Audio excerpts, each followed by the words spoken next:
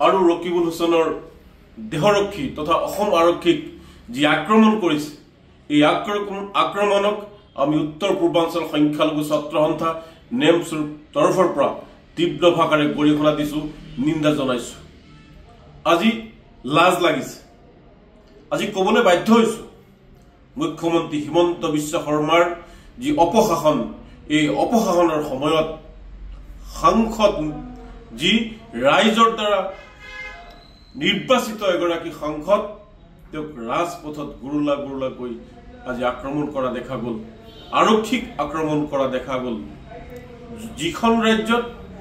এগৰাকী প্ৰতিনিধি জনপ্ৰতিনিধিৰ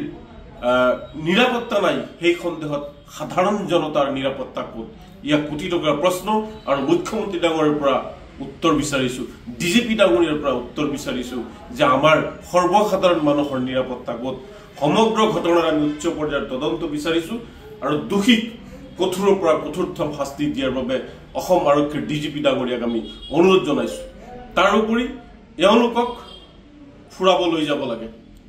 এনকাউণ্টাৰ কৰিব লাগে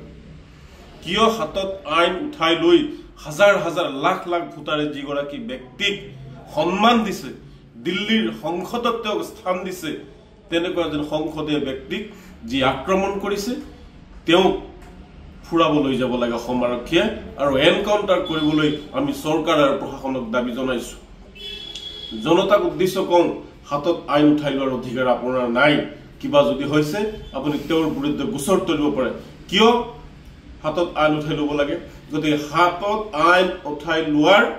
পৰিণাম আৰক্ষীয়ে দিব লাগে আৰু ৰাইজে সেইটো বাট চাই আছে অসম আৰক্ষীৰ পৰা চৰকাৰৰ পৰা আমি ন্যায় বিচাৰিছো